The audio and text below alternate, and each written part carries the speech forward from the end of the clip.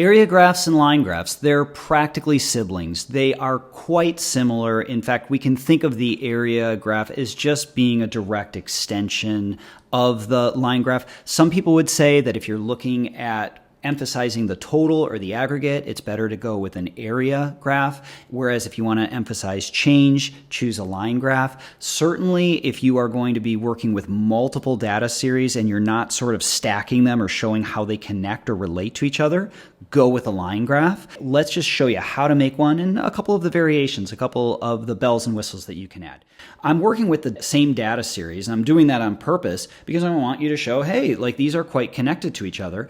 I am going to create a chart or insert a chart, and I'm going to head over first to a line chart like we've seen before, and then move that over to an area chart. So all we've done is we've taken our line graph and added area below it. We can customize this in a couple different ways. I'll show you the most important way first. The biggest one would be the level of opacity. And so how dark do you want the area below the line? If you want to go darker, then just increase the opacity. If you want to go lighter, then decrease the opacity. And interestingly, if you take the opacity all the way down to 0, have a line graph. Okay, well, that's kind of cool. That's interesting.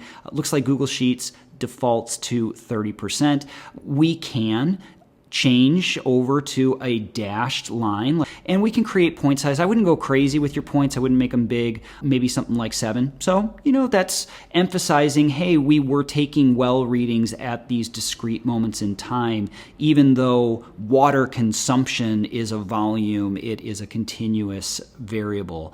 And there's line color, of course. We can change things up and go with a custom color. There's one other thing that we haven't seen yet is we'll head back to setup, and then we have this area chart, but we're going to look at stepped area chart. Now, just very quickly, take one last peek at what the standard area chart looks like. It's quite gradual. We have this sort of linear sense, and then we have these punctuated points like, hey, at this point, this is what happened.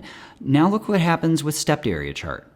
Well, first of all of the points went away. There are no dots anymore. And what we end up with is something that is very much a hybrid between a column chart and a line chart. There is this sense of continuity that we get from a line chart, but it really looks like columns where the values weren't filled in. So this can be compelling. This can be a nice sort of mix between these two other graphs that we know and love.